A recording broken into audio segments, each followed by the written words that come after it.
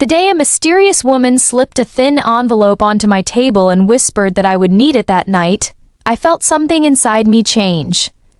I had been living a quiet life since my husband, Daniel Carter, died in what everyone called a tragic accident. Every Thursday, I visited the same small cafe with my son Ethan and his wife Vanessa. Lately, they kept pushing me to sell the family farm, claiming it was too much for a 67-year-old widow. Their concern sounded rehearsed, and the way they exchanged secret glances made me uneasy. That evening, after returning home, I finally opened the envelope.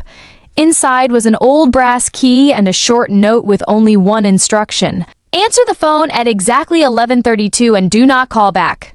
When the phone rang that night, my blood froze. The voice on the other end sounded exactly like my late husband. He warned me not to trust Ethan, Vanessa, or even the local police. Before the call ended, he said something I would never forget. The truth is beneath your feet. The next morning, Ethan arrived unexpectedly, once again insisting I sell the property. Soon, Vanessa joined him, claiming she had reviewed my finances and believed I was no longer capable of managing my own affairs.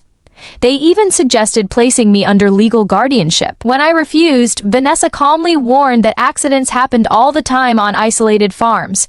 At that moment, I realized they were not trying to protect me. They were trying to remove me. After they left, I searched my husband's old office. Hidden among his files were secret bank records, mysterious photographs, and a letter addressed to me. He wrote that if I was reading it, he had failed to stop something dangerous.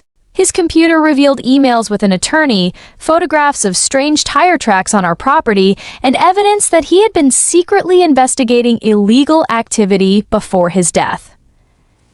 Then another stranger contacted me. Grant Mercer explained that my husband had uncovered a hidden tunnel system beneath our land.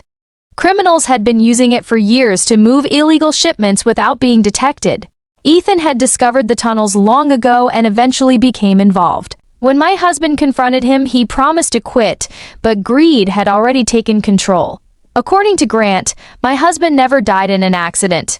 His vehicle had been forced off the road because he refused to stay silent. Everything suddenly made sense. Ethan and Vanessa desperately wanted me to sell because once the land changed ownership, all evidence hidden beneath it would disappear forever. They were running out of time, and I was the only obstacle standing in their way. That night, police officers arrived at my house with Ethan and Vanessa, claiming they were checking on my mental health. I knew it was only an excuse to remove me from the property. Instead of opening the door, I escaped through the back and ran deep into the woods. Guided by my husband's clues, I dug beneath an old clearing and uncovered a sealed container hidden underground.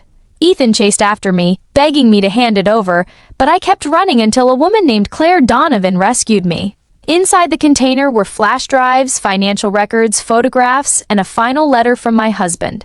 The evidence proved that Ethan and Vanessa had coordinated the smuggling operation and that my husband had gathered everything before he was killed. Claire explained they needed one final confession to complete the case. The following evening, I sent Ethan a message pretending I was ready to return the container. As expected, he arrived with Vanessa and a corrupt deputy. During the confrontation, I accused my son of murdering his father. Overwhelmed, Ethan admitted the truth. He insisted they only meant to scare his father into silence, but Vanessa coldly admitted he had become a liability. Before either of them could react, federal agents stormed the house. Hidden recording equipment had captured every word. Ethan, Vanessa, and the deputy were arrested on the spot. Watching my own son leave in handcuffs shattered my heart, but I knew justice mattered more than protecting someone who had betrayed his own family. Weeks later, investigators sealed the tunnels forever and uncovered years of criminal activity beneath my land. My husband had secretly created a trust that guaranteed I would never lose the farm, no matter what happened. Even after his death, he had protected me. Months later, I visited Ethan in prison. He looked older and broken by regret. I could not forgive him, but I reminded him that his father loved him until the very end. The difference was that his father chose honesty while Ethan chose greed. Today, I still live on the same farm.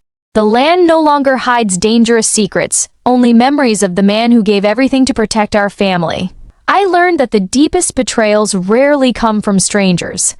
They grow quietly inside the people we trust most. In the end, truth buried beneath the earth will always find its way into the light, and real strength is not measured by age, but by the courage to stand alone when everyone else wants you to fall.